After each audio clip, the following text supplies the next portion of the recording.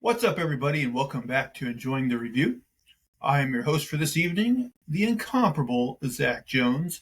And as you can tell, I got my Daredevil Man Without Fear shirt on, so that can only mean one thing. That's right, I'm here to review and recap yet another episode of Daredevil Born Again, specifically episode 7 entitled Art for Art's Sake.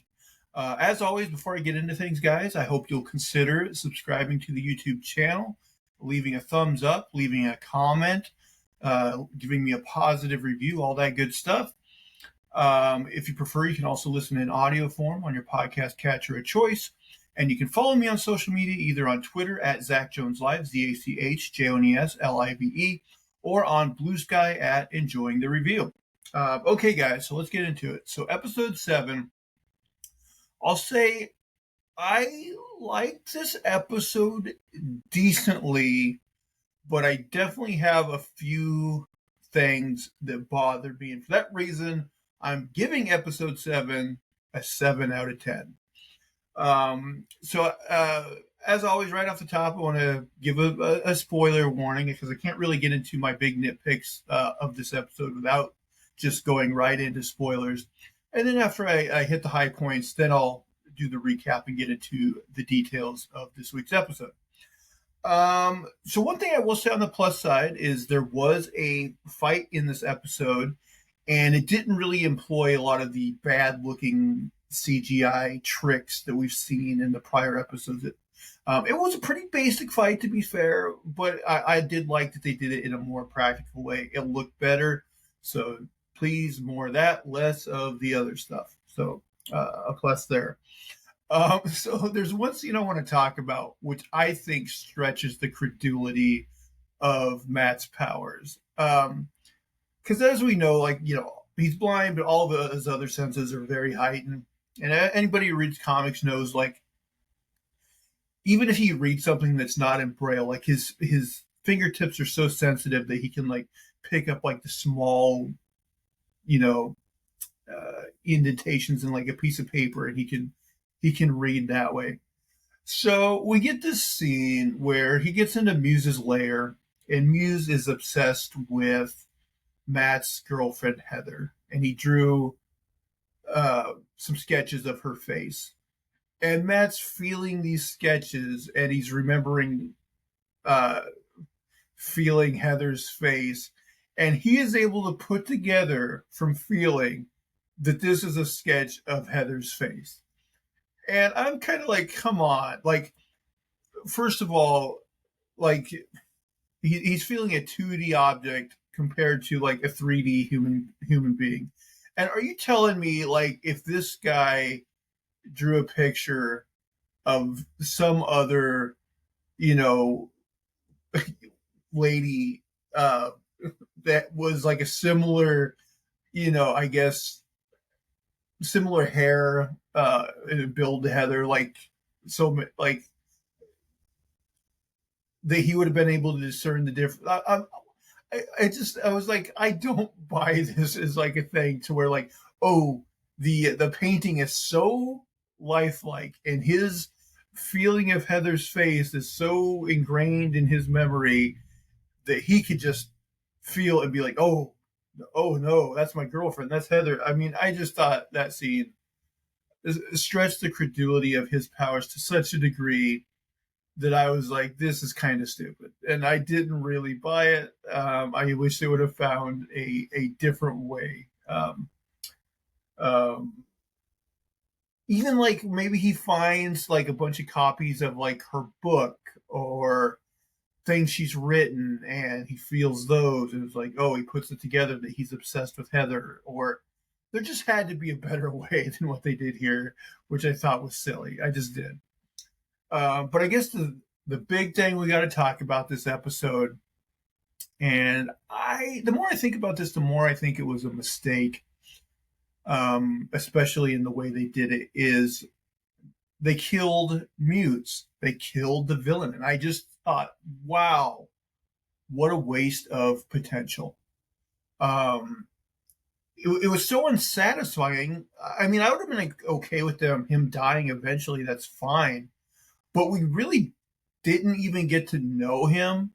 And the whole thing about him is he's doing these graffiti pieces, and they're kind of interesting. Like the one last week where he's obviously making a political statement against Wilson Fisk. He's got like the Punisher one too. He's got the White Tiger one. So he seems to have an opinion, a political opinion about vigilantes. But do we get any of that? No. He really just turns out to be a psychopath. And that's it. And then he's dead. And I'm like, why? I think as much as I love Vincent D'Onofrio, it seems like every season is Matt versus Kingpin. And if there is another villain, he's just a pawn in their game. And like, I was okay with that for a while, but when it becomes every season, a part of me is like, okay, I think I might be ready to move on where Matt's main antagonist is someone besides Kingpin. Like maybe it is, as much as I love Vincent D'Onofrio's Kingpin, maybe it is time to wrap up his feud with Daredevil. And again, he doesn't necessarily have to die. I don't think it'll happen, but I would love to see maybe him put in another corner of the MCU, and maybe he does become like a antagonist to Spider-Man instead or something. That would be fun to see. But yeah, I just, and I had the same feeling kind of when they killed off Foggy on episode 1, where it's like, I don't mind them making that decision and, seeing how Matt moves on from losing his best friend. But being that they can't just rebooted the show after so many years, I'm like, I really feel like you needed to reintroduce the audience to Foggy, make us get invested in Foggy again so it means something when he's taken away instead of just boom, he's done.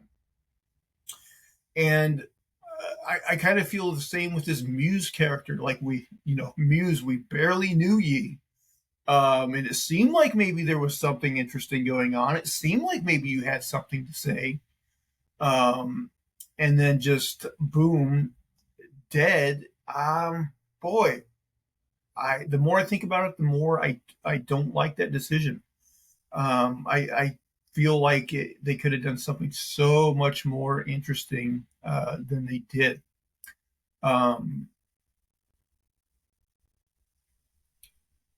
Yeah, just I don't know. I am curious what you guys think, but I think this was a huge wasted potential with the character of Muse. I think, and it's not like it's something they can go back to. Like I really hope they go back to the whole, cops that are and bad people that are kind of, getting the wrong message from the Punisher. And like the worshipping the Punisher and all that stuff. That's, very interesting to me.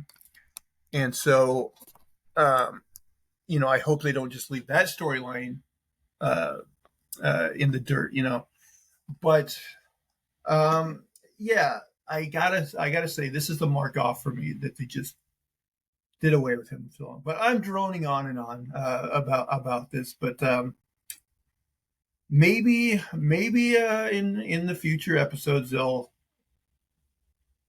make me think otherwise, but I don't know. I just think it was wasted potential myself. But guys, enough about that. Let's get into the meat of the episode and the recap here. So this episode starts off with Fisk. He's in the mayor's office with Buck and Daniel, and he says, what do you guys see when you look out the window at the city? And he's like, I'll tell you what I see. I see fear. He says, I promise to protect this city from Muse, but so far we have nothing. But Daniel says, no, that's not actually true. This little girl named Angela, she, is in the hospital. She claimed she lost a lot of blood, but she survived Muse's attack. And she's saying that Daredevil saved her. So Fisk just he excuses them. and he keeps saying to himself, he's back. He's back. So, we definitely get the sense that he isn't happy that Daredevil is back in the picture. We get a quick scene of Angela at the hospital. She has a nightmare about her, Muse's attack on her. So back at Matt's place, he's taking a shower, and Heather gets in the shower with him and notices, bruises on his back. And between that and something else that happens towards the end of the episode that I'll get to, I do, kind of think that sooner than later, we're going to get confirmation that she's put it together that he is Daredevil and that she knows. So they have some sexy time in the shower. And then afterwards, Heather says,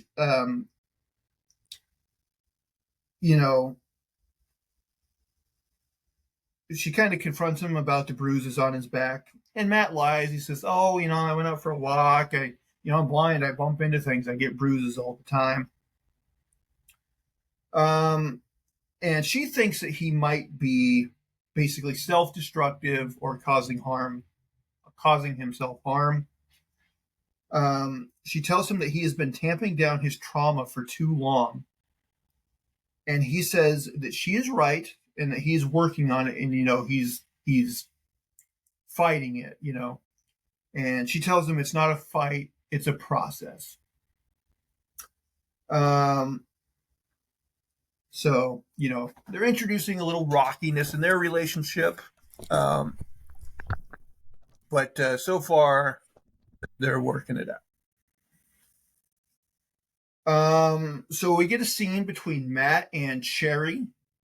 Matt tells Cherry to talk to his contacts and try to get a lead on Muse. He says if he can figure out Muse's pattern, he can figure out where he's going to strike next. But basically, Cherry, says, Matt, for your own good, I'm refusing. I'm not going to help you. You should not be doing this. You should leave it to the police.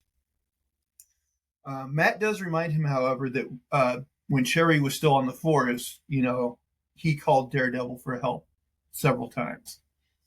I got to say, I wish, because I don't think Cherry was a part of the Netflix show at all. And so it'd be nice if there was like a police character that, he actually had worked with in the previous seasons and there was history there. They got to do what they got to do. We get a scene between Buck and Fisk. Buck tells Fisk that it might be a good thing that Daredevil is going after Muse, because then the city can stop worrying. But Fisk reminds him that Daredevil busted his operation that he had been setting up for 10 years, and he says had him falsely arrested or unjustly arrested, something like that. Through some of Fisk's dialogue, it's revealed that Buck has some sort of shady criminal past, although, we kind of already suspected that the way he talked with the criminals in a previous episode. Fisk tells him that he will protect the city from anyone who steps outside the law, implying that includes vigilantes like Daredevil. So Matt visits with Angela at the hospital, and then at the same time, Detective Kim is investigating Muse's hideout in the subway.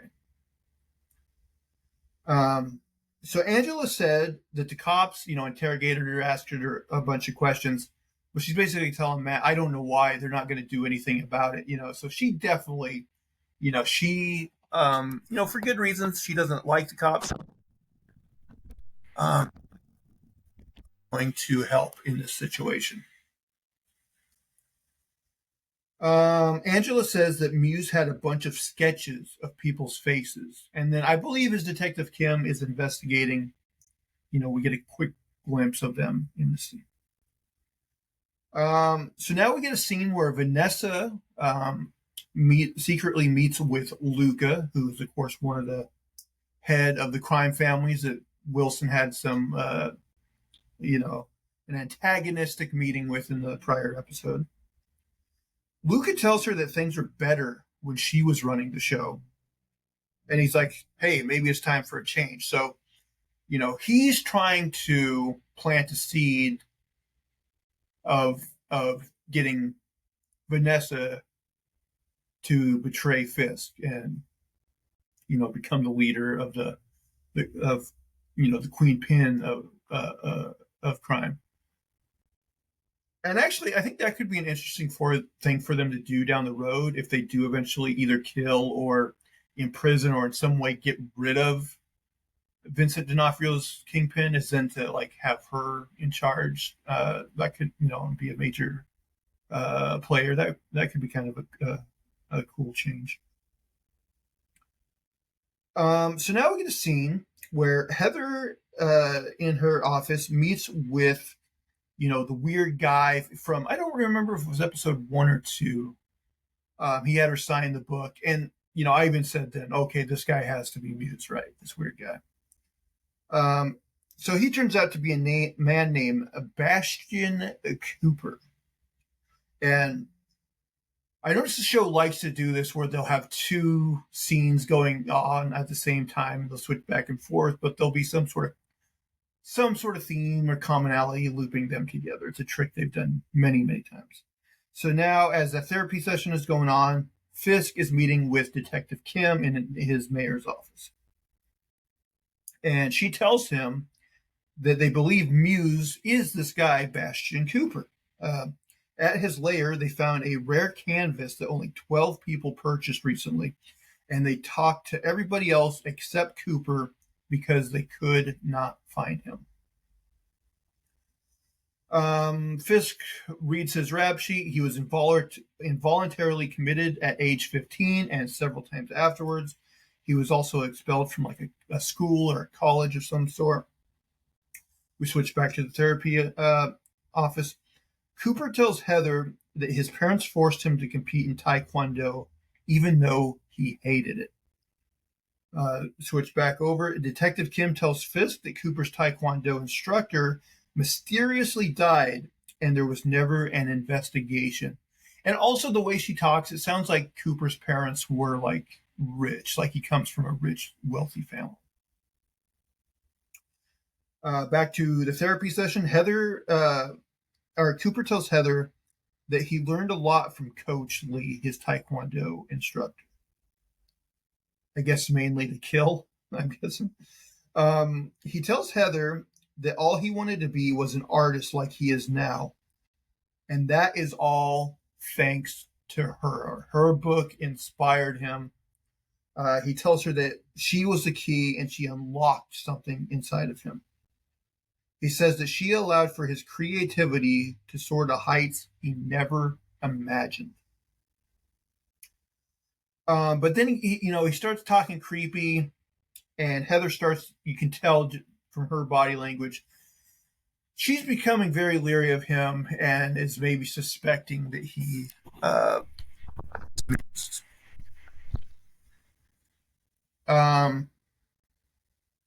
she asks if he has been displaying his art, and he's like, I guess you could say that.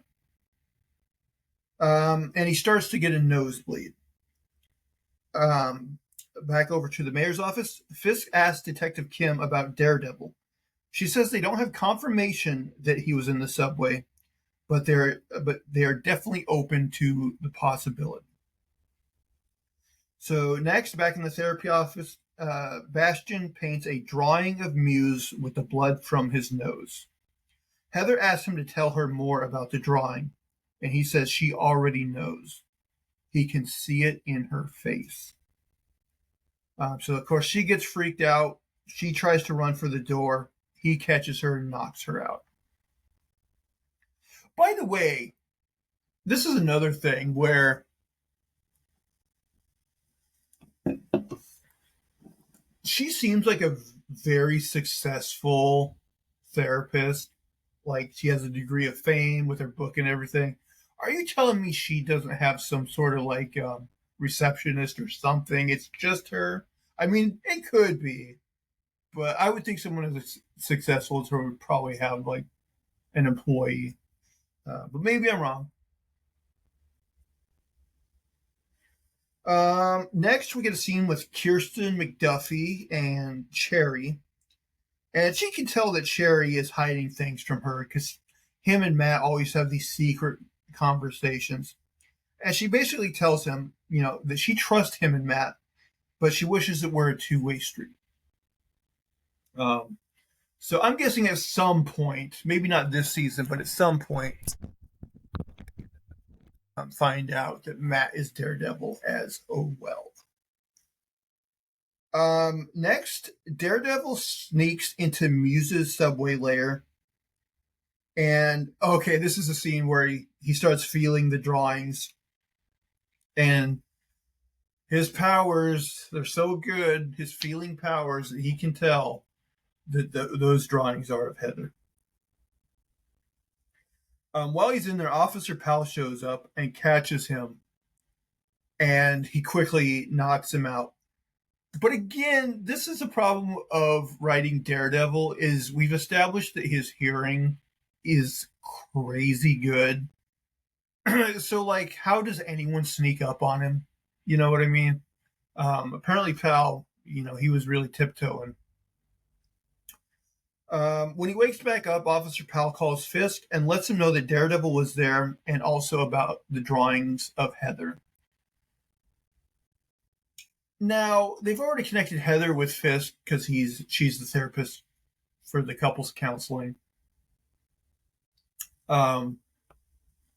Which I hope they eventually explain, like, Fisk chose her on purpose because she was close to Matt. Because otherwise, it's a little too convenient. Fisk tells Powell that him and the task force are going to handle this because he's like, I'll put it out an APB to the police. And he's like, no, this is for you and the new task force.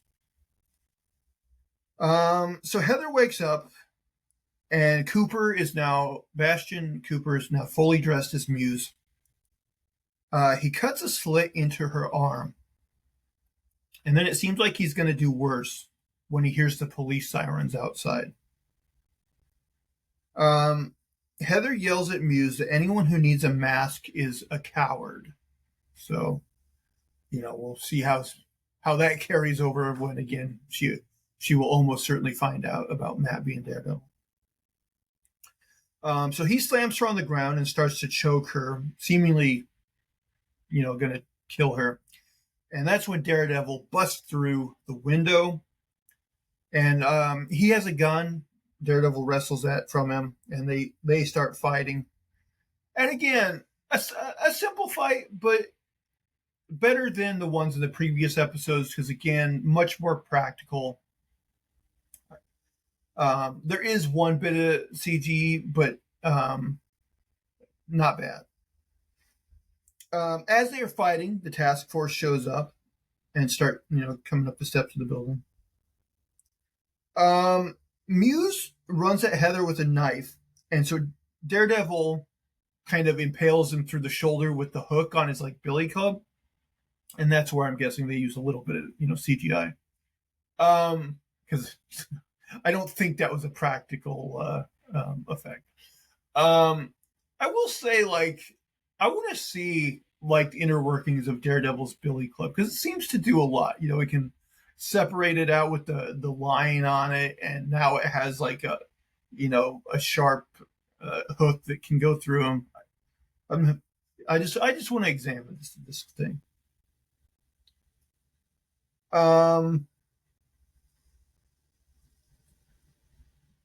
Okay, but then Heather gets a hold of the gun and she shoots Muse several times. And at first I'm like, oh, they're probably just gonna wound him, but nope. He did. And again, I don't think they got their mileage out of this character by killing him so soon. It seemed like he should have been psychologically more complicated and more interesting, and he just came off as a generic psychopath, and then he was just gone. Cole North Daredevil leaves just before the task force gets in the office. Cole North calls for an ambulance, and he says it looks like someone stabilized the victim. So we don't actually see him do it. Daredevil was able to um, dress her wounds a little bit, or stop the bleeding. So North tells Fisk that when they showed up, Muse was already dead and that Daredevil had been there. But Fisk plans to spin the story that the task force stopped Muse and nobody else was in that room. The problem is, instantly right after this, the first scene after this is a BB report where a citizen is saying that they saw Daredevil go through the window. And speaking of BB, we now get a scene at the mayor's office between Daniel and her. So Daniel first confronts her, about her kind of betraying him with the story about like the garbage company, the union busting thing from a previous episode. But he's like, you know what? We're friends. Because of that, you owe me one. So he says that the story is going to be that the task force took out Muse and not Daredevil. But she's like, I already know that's BS. But he tells her that this is a carrot or the stick type situation. He says the mayor's going to give her an opportunity, and it's up to her whether her life is awesome or terrible going forward. So basically threatening, hey, if you don't jump through our hoops, it's going to be trouble. You're going to tell the story that we want to tell. Mayoral administration. Which, again, not to hammer on it, but, about they're making Trump comparisons. Obviously, this was written before the current Trump administration. But now you see, like in real life, Trump taking out, anyone in the press corps that he thinks will be critical at all, and kind of putting like sycophantic, right wing news outlets in the White House press briefing so that, he's never challenged. So Heather wakes up in the hospital and Matt is there to greet her. She's upset that she killed Muse, and Matt tells her she did not have a choice. And she says, how do you know that? And he basically says, he knows that because he knows her. He knows that she would only do it if she had to. She tells him that Daredevil showed up and that she thinks he said her name. Now, if Matt was smart, he probably would have been like, well, he probably found some lead that brought him there. So, or, maybe he saw your name on the door, or, something like, well, I guess he came in through the window. Maybe he saw your name on, maybe you had a name plaque on your, in the room. I don't know.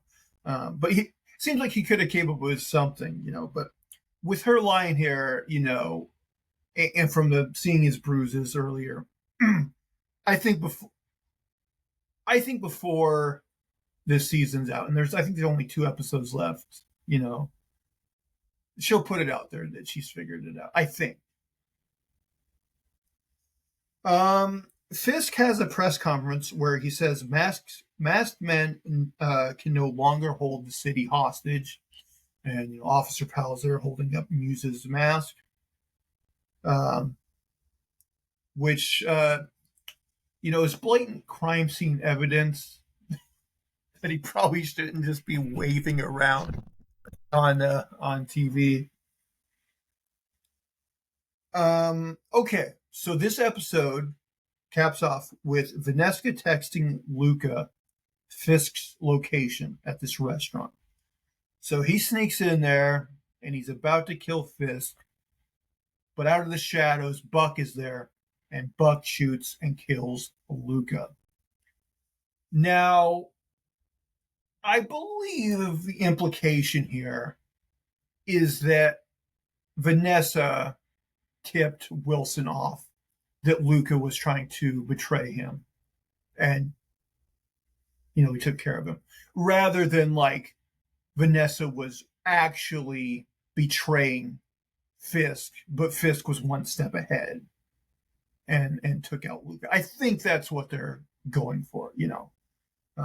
Let me know in the comments if you think otherwise. But I think for right now, they're on the same page.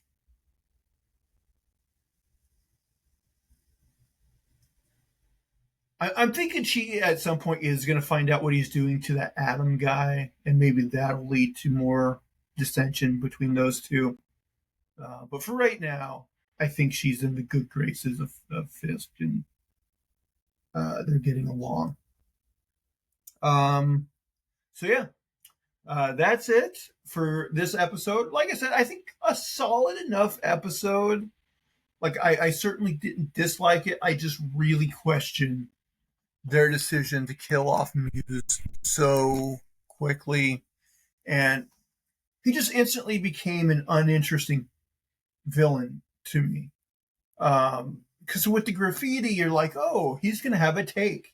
He's going to have some sort of cool political take that gives him depth.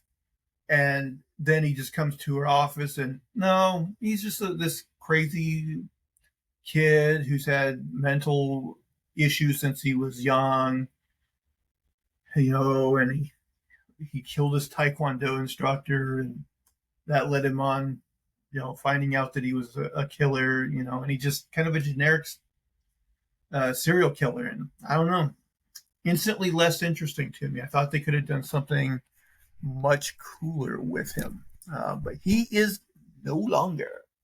So yeah, with 2 episodes left, what do you guys think is going to happen? I